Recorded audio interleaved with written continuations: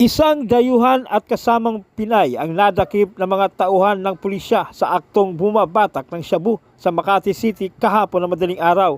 Kinilala ni Police Major Judge Ro Donato, hepe ng Intelligence Section ng Makati City Police, ang mga naarestong suspect na sina alias Brian, 47 anyos, na isang American citizen, binata na mula sa South Dakota, USA at kasalukuyang naninirahan sa Barangay Tejeros, Makati City, at ang Pinay na si alias Risa, 19 anyos, na isang estudyante, at ang nakatakas na si alias Mark, kapwa-residente sa nasabing barangay. Batay sa report, ang mga suspek ay naaresto ng mga operatiba ng Makati Intel sa supervision ni Police Colonel Joseph Talento, hepe ng Makati City Police Station, dakong alas 12:05 na madaling araw mula sa sumbong ng Barangay Information Network. Nakuha sa kanilang pag-iingat ang isang plastic sachet ng hinihinalang shabu na nagkakalaga ng 2,040 pesos, dalawang plastic sachet ng hinihinalang pinatuyong daw ng marijuana o kush na nagkakalaga ng 1,300 pesos at mga drug paraphernalia. Ang mga suspek ay sinampahan ng kasong paglabag sa Comprehensive Dangerous Drugs Act of 2002. Is that true, or have you been using it for more? I'm invoking my right to remain silent. Why are you here in Manila? I want to speak with my lawyer. How long have you been in the Philippines? I think that's not self-incriminating. Just that. Just give us a timeline. When did you come to the Philippines? That's not gonna help your case, sir. Pwedeng paliwanag ko lang po, meron po kasing marijuana at saka shabu na nakuha. Kanino po yun? Yung sabi po na nakuha po yun po yun kay Brian. Tapos po kapit-bahay ko lang po siya. Kada po na nakakagamit po siya, nagwawala po siya palagi doon. Kasi po dingding na po yung pagitan namin. Kasi raka po yung ano niya, yung pintuan niya. Kada po gumagamit po siya doon, pakalat-kalat po yung mga gamit niya po. Nasa paper tissue po kami niya. Gusto na nga po namin siya ipadimanda po kasi po nag-aaral po ako eh. Mas lagi po siya nagwawala po doon. Wala po siya ibang ginawa kundi po nagwala po doon sa akin. Pero yung marijuana po, kanino po? Sa akin po yun. Sa akin po talaga yun. Hindi ko na po itatanggi. Kasi po nakita po yun sa kwarto ko eh. Gumagamit po kayo nun. Opo. Nung panahon na nahuli kayo ng pulis, ginagamit nyo rin Hindi po po. yung shabu. Hindi po. Opo. Ano po yung nangyari? Nagulat na lang po ako doon. Pinasok na lang po kami doon. Matutulog na po kasi dapat ako eh. Kasi hindi na po natuloy kasi po nagsigatingin na po sila. Wala na po ako nang gawa. Kasi kinausap po nila ako. Yun po. Meron pong isa po kayong kasama noon. Sino po yun at gumagamit din po ba siya? Hindi po siya gumagamit. Pero sino po yun? Sirat. Sirat. Kaano-ano nyo po yun? Ano lang din po. Kapit-bahay din po doon. Kasi po doon, sa bahay po namin marami po kasi mga kwarto po doon na kasya-kasya po kami lahat. Nabanggit nyo kanina ate na boyfriend nyo po yung nakatakas. Sabi nyo po kanina sa akin. Opo. Kinakasama ko po siya. Okay. Opo. Kasi po, nasa CR po siya nun, pinapabili ko po siya ng yelo.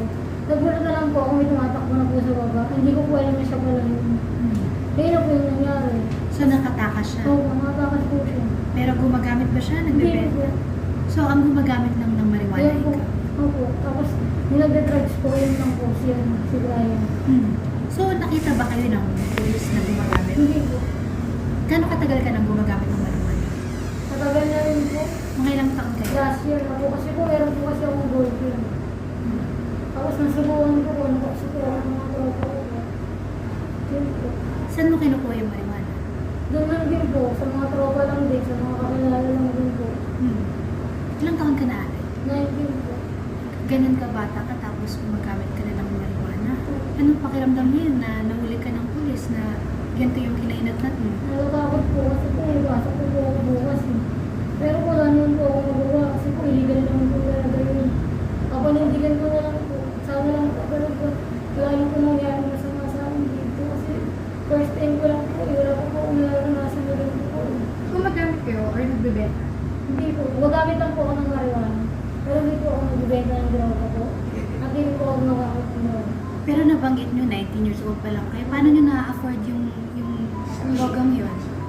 Saan nyo nakakuha? Nag-iipon po ako kasi po estudyante po ako. Nag-iipon ka na? Opo, kada po may pasok po ako. Sa baon mo? Opo.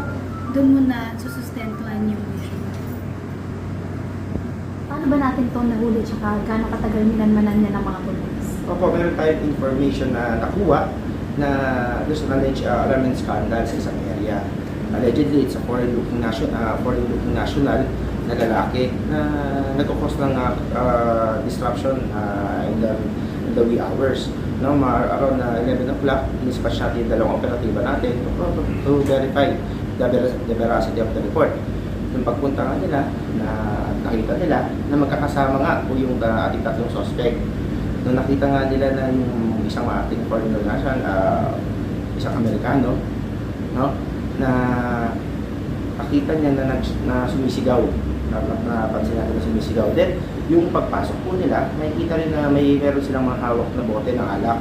At nung napansin pa na observe pa rin nila, yun sa bandang gate po nila, meron silang hiniwa na hinahawakan na allegedly shabu o sumisindi po sila. At sa time na pinaprehend na ng dalawang operatiba natin. No? Unfortunately, dahil nga itong ating isang suspect, malaki, at yung dalawang operatiba lang natin is dalawa lang sila, nakatakbo yung isang suspect natin. No? Then na-apprehend natin. Then yung mga kung makikita nyo, yung mga ibang paraphernalia is nagkalat sa area. Kaya talagang tinignan natin. Nung nag-validate tayo sa barangay, talagang nagkakos na rin ng commotion at laging babarangay at itong foreign national dahil sa mga disturbances na ginawa. No? Tinanong natin siya kanina, on his account, he's been here for 3 years sa Makati, staying here in Makati. No? At sabi niya rin, nung hinayaan natin siya mag-send habang iniimbestigahan natin, na meron na rin po siyang kaso sa United States na nakulong siya ng 15 years in the same offense na drugs din. No? With this, bukas, tomorrow morning, magkakandak tayo ng verification sa Bureau of Immigration kung paano yung entry niya dito sa Pilipinas or kung meron ba siya mga red notices sa Interpol. Sir, linawin lang natin yung relationship nitong tatlong suspect at nabanggit nga po kanina na may nakatakas. Pwedeng palitalya lang din. Opo, wala. Ang verification po sana namin, allegedly meron nga pong disruption in the wee hours, around 11, na nag-inform sa amin. And then, validate po namin na meron naman talaga, maingay sila. No? Ang napansin na, observe din natin mga operatiba na talagang gumamit sila, nagsindi sila ng illegal na droga doon sa bandang pintuan ng gate nila habang nagiinom sila. So, nung pinasok na ating mga operatiba na kinosyo, nagpakilala naman ito. Yun nga po, dahil nga pumalag po yung ating isang suspect at makita nyo naman po, may kalakihan. No? Hindi agad-agad na subdue ng ating dalawang operatiba, nakatakas po yung isa. Kaya dalawa lang po sila na ulit. Totoo naman po na magkakasama silang tatlo. At gumagamit talaga sila. Opo. So, ano yung Meron po relationship sila. ng babae at saka po nung nakatakas? Yun po, i-determine po natin kung ano po ba talaga ang relationship. Dahil ang unang claim po nila, nung nandun kami, is ang karelasyon niya po is yung foreigner. Ngayon, ang kiniklaim naman po niya, ang karelasyon niya ay nakatakas. So, yun lang po yung aming iimbestigahan po.